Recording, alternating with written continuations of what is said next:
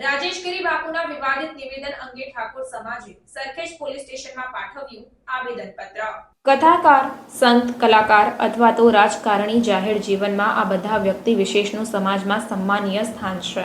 તેમના વાણી, વર્તન અને વ્યવહારનો લોકોમાં પ્રભાવ હોય છે, પરંતુ જ્યારે આ લોકો વિવેક ચૂકે અથવા અશોભનીય કૃત્ય કરે ત્યારે સમાજની નિંદાનો ભોગ બને। ત્યારે એવી જ એક ચર્ચા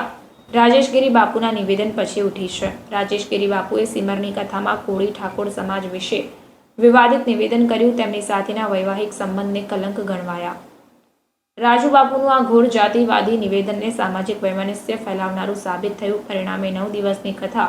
6 દિવસમાં સમેટાઈ ગઈ। વિડીયો બનાવી ઠાકોર કોળી સમાજની માફી પણ માંગી। આ મામલે ઠાકોર સમાજના આગેવાનોએ ભેગા થઈને સરખેજ પોલીસ સ્ટેશનમાં આવેદનપત્ર આપ્યું હતું અને રાજેશગીરી બાપુને સમગ્ર ગુજરાતમાં કથા ના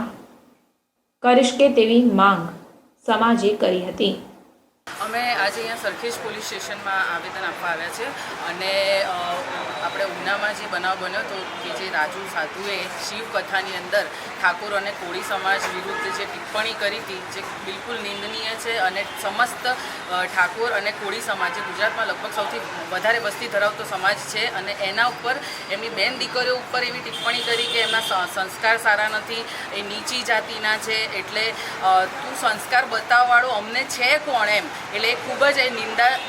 જ નિંદનીય કૃત્ય જે એમને કરેલું છે એના વિરુદ્ધમાં અમે અહીંયા પોલીસ સ્ટેશનમાં ફરિયાદ આપેલી છે। અમે દરેક જિલ્લામાં અને સમસ્ત ઠાકોર સમાજ આજે એક થયો છે અને દરેક જગ્યા ઉપર આવેદન આપીશું અને દરેક પોલીસ સ્ટેશનમાં ફરિયાદ આપીશું કે એને કડકમાં કડક સજા થાય અને કોઈ પણ ભોગે માફ કરવામાં ના આવે અને રાજુનો કોઈ પણ જાતની કથા એને કરવામાં જ ના આવે ને એનો સંપૂર્ણ ગુજરાતમાં કોઈ પણ એક સિંગલ પણ કથા ના થાય ને એનો બહિષ્કાર કરવામાં આવે, એ માંગ સાથે અમે આજે અહીંયા પોલીસ ફરિયાદ આપેલી છે। આગળ શું આંદોલન કરવાનું? આગળ આંદોલનમાં એવું છે કે અમે દરેક જિલ્લામાં દરેક તાલુકામાં ઠાકોર સમાજને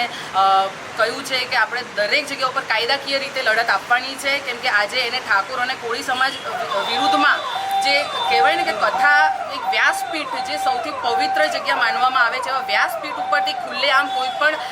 શરમ વગર એને આ આવું સ્ટેટમેન્ટ આપ્યું છે કે ઠાકોર અને કોળી એટલે સમાજ વિરુદ્ધ એને બોલવાનો કોઈ હક નથી અને એ અમને સંસ્કાર શીખવાડવા જાય છે, તો એના પોતાના સંસ્કાર ક્યાં ગયા કે વ્યાસપીઠ ઉપરથી એક કથાકાર તરીકે આવું સ્ટેટમેન્ટ આપે છે, એટલે એને કોઈ પણ ભોગે છોડવામાં નહીં આવે અને આ લડત અમે આખા ગુજરાતમાં કરીશું અને કાયદાકીય રીતે એનો કોઈ પણ ભોગે એની જે માફી છે સ્વીકારવામાં નહીં આવે અને લડીશું અને એને કાયદાકીય રીતે જેલના સળિયા પાછળ નખાવીશું।